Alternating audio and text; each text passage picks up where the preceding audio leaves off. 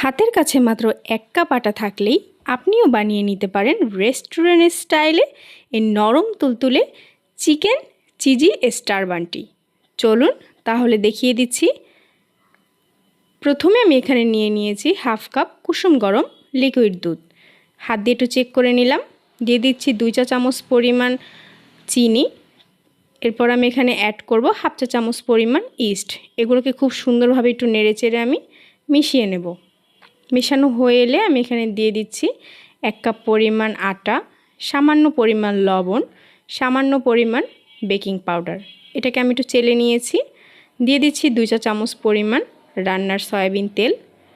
এবার আমি এটাকে খুব সুন্দরভাবে একটু নেড়েচেড়ে হাত দিয়ে মথে নেব। একটি নরম সফট ডো বানিয়ে নেব। এটা যতটা নরম হবে রুটিটা কিন্তু ঠিক ততটাই নরম হবে। এটাকে হাত দিয়ে আমি খুব সুন্দরভাবে একটু সুন্দর করে মথে নিয়েছি। এই পর্যায়ে আমি সামান্য পরিমাণ সয়াবিন তেল এটাকে উপরে মাখিয়ে দিয়ে রেস্টে রেখে দেব 2 ঘন্টার জন্য। এরই মাঝে একটা কথা বলে রাখি, যদি আমার ভিডিওটি ভালো লাগে অবশ্যই লাইক কমেন্ট শেয়ার করে যাবেন। আমি এখানে চুলায় একটি প্যান বসিয়ে দিয়েছি সামান্য পরিমাণ 2 থেকে 3টা পেঁয়াজ কুচি, কয়েক টুকরো চিকেন কুচি, দিয়ে দিচ্ছি আদা রসুন বাটা হাফ চা চামচ, দিলাম জিরার বাটা হাফ চা চামচ, সামান্য পরিমাণ মরিচের গুঁড়ো, সামান্য পরিমাণ লবণ, সামান্য পরিমাণ পানি, দিয়ে দিচ্ছি সামান্য পরিমাণ ধনিয়ার গুঁড়ো, অ্যাড করছি ম্যাজিক মশলা। এ পর্যায়ে নেড়েচেড়ে আমি এখানে দিয়ে দিচ্ছি 1 চা চামচ পরিমাণ কর্নফ্লাওয়ার।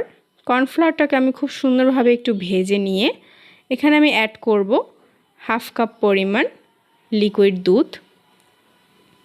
খুব সুন্দরভাবে নেড়েচেড়ে আমি এখানে অ্যাড করব সামান্য 1 টুকরো লেবুর রস, দিয়ে দিচ্ছি টমেটো সস। এ পর্যায়ে আমি এটাকে নামিয়ে নেব। এদিকে 2 ঘন্টা পর আমার ডোটা ফুলে একদম ডাবল হয়ে গেছে। এ পর্যায়ে আমি খুব সুন্দরভাবে একটু নেড়েচেড়ে 2টা ভাগে ভাগ করে 2টা রুটি বেলে নিচ্ছি। এ পর্যায়ে আমি এটা মোল্ড রেডি করেছি। এটাকে সামান্য অয়েল ব্রাশ করে নিলাম। এখানে আমি প্রথমে একটি রুটি দেব।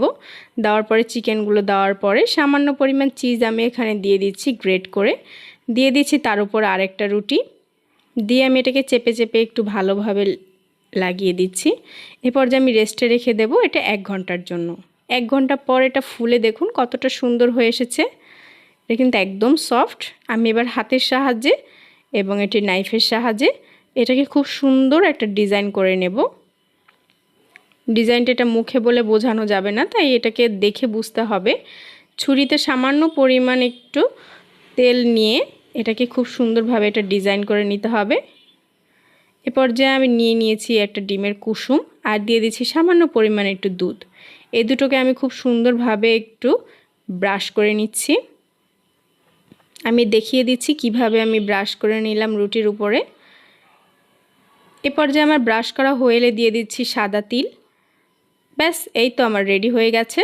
এ পর্যায়ে আমি গ্যাসের চুলায় একটি হাঁড়ি বসিয়ে 5 মিনিট প্রিহিট করে নিয়েছি এবং প্রায় 45 মিনিট এটাকে আমি বেক করে নিয়েছি। এ পর্যায়ে সামান্য একটু বাটার দিয়ে আমি এটাকে একদম নরম তুলতুলে রেখেছি। এ পর্যায়ে আমি আপনাদেরকে এবার আমি এটাকে মোল্ড আউট করে দেখিয়ে দিয়েছি কতটা সুন্দর এবং নরম তুলতুলে হয়েছে। এটা যখন তখন আপনিও বাসায় বানিয়ে নিতে পারেন। আল্লাহ হাফেজ।